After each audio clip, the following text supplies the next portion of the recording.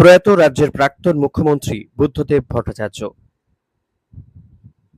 পশ্চিমবঙ্গে ৩৪ বছরে বামফ্রন্ট শাসনের দ্বিতীয় এবং শেষ মুখ্যমন্ত্রী বুদ্ধদেব ভট্টাচার্যের প্রয়াণ। বয়স হয়েছিল ৮০ বছর। ২০০০ থেকে ২০১১ সাল পর্যন্ত টানা ১১ বছর রাজ্যের মুখ্যমন্ত্রী ছিলেন।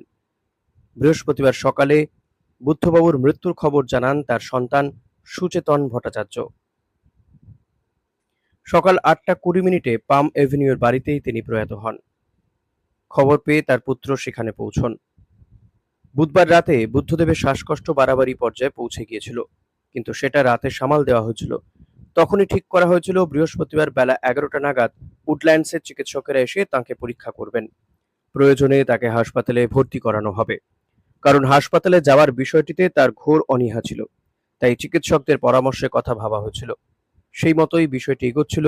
কিন্তু বৃহস্পতিবার সকাল থেকে আবার অসুস্থ হয়ে পড়েন বুদ্ধদেব ভট্টাচার্য।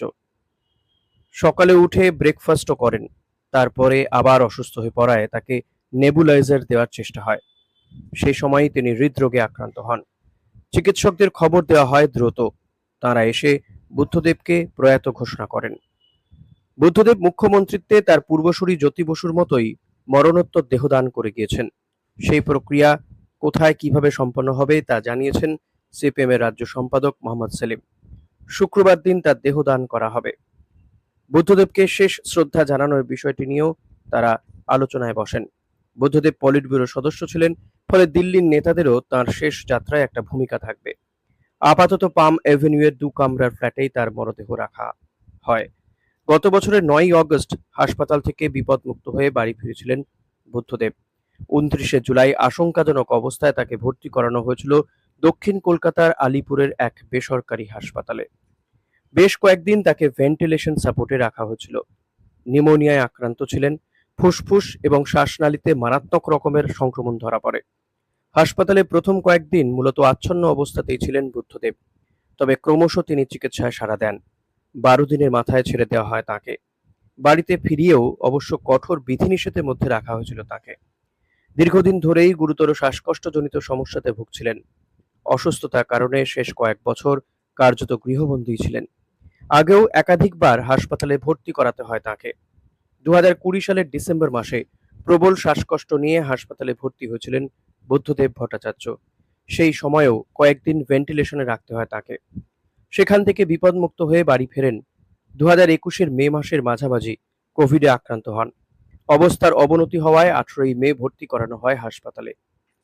একই সময়ে কোভিডে আক্রান্ত হয়েছিলেন তার স্ত্রীও।